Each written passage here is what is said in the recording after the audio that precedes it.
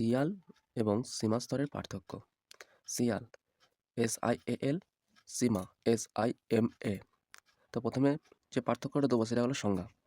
মহাদেশের নিচে প্রধানত সিলিকন মানে SI আর অ্যালুমিনিয়াম AL দিয়ে তৈরি ভূত্বকের ওপরের স্তরটি হলো সিয়াল SIAL, অর্থাৎ সিলিকন আর অ্যালুমিনিয়াম নিয়ে তৈরি মহাদেশের নিচে স্তরটি হলো সিয়াল।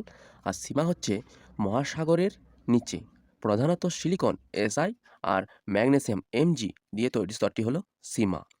তাহলে এটা হচ্ছে মহাসাগরের নিচে সিলিকন আর ম্যাগনেসিয়াম দিয়ে তৈরি স্তরটি হলো সীমা, আর এটা হচ্ছে মহাদেশের নিচে সিলিকন আর অ্যালুমিনিয়াম দিয়ে তৈরি স্তরটি হলো সিয়াল। সিয়ালের এই স্তর সীমার চেয়ে হালকা, অর্থাৎ যেহেতু হালকা মানে সেই জন্য উপরে অবস্থান করছে, ভূত্বকের ওপরে শিয়াল অবস্থান করছে। এই স্তর সীমার চেয়ে হালকা, অর্থাৎ এই স্তরটা এর চেয়ে হালকা, আর সীমা এর চেয়ে তুলনায় ভারী।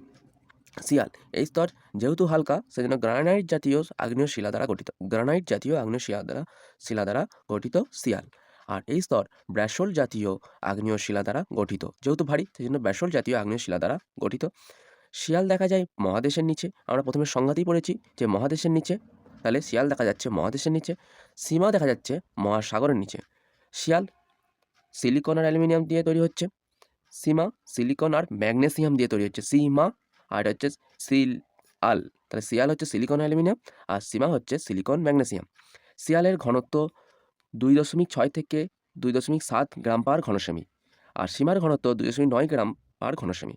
শিয়াল যেহেতু হালকা সেজন্য এর ঘনত্বটা একটু কম সীমার চেয়ে, আর সীমা যেহেতু শিয়ালের চেয়ে ভারী সেজন্য এর ঘনত্ব একটু বেশি। তাহলে ঘনত্বটা তোমরা পার্থক্যটা ভালো করে দেখবে।